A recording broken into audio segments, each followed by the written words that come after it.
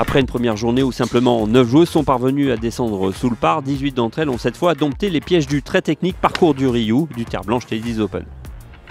Meilleure française au soir du premier tour, Mathilda Capelli a bien entamé sa deuxième boucle de 18 trous avec un birdie d'entrée au 10. Une joie de courte durée puisque quelques trous plus tard, la Savoyarde en manque de compétition concédait à un terrible quadruple bogey. Au plus mal, après être passé en 41, à mi-parcours, Capelli a rectifié le tir sur le retour en signant son premier trou en 1 en compétition. Un exploit qui lui permet de limiter la casse, mais à plus un total, elle pointe en 11e position à 11 coups de la leader.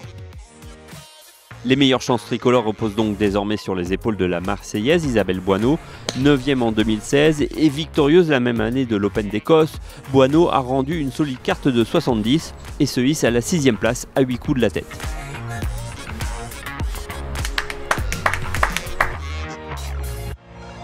Je suis contente d'être sous le par, ça fait longtemps que ça m'arrive pas, donc je suis contente.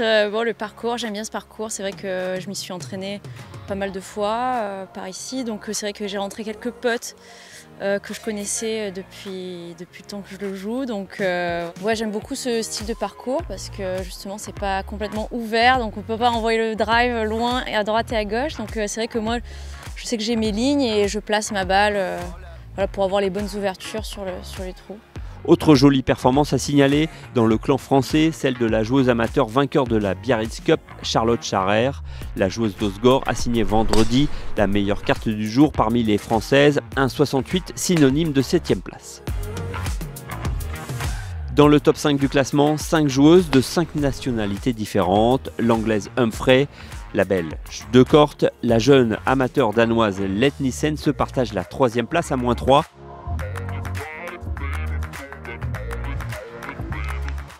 Elles sont devancées d'un coup par l'indienne Amandine Dral, mais toutes ces joueuses semblent désormais condamnées à jouer les seconds rôles derrière la suédoise Linn Grant. En tête jeudi soir, la joueuse d'Helsingborg, passée par l'université d'Arizona State, a enfoncé le clou vendredi en signant la meilleure carte du tournoi. Un fantastique 66 qui permet à la jeune proette de 22 ans de creuser l'écart sur ses principales poursuivantes.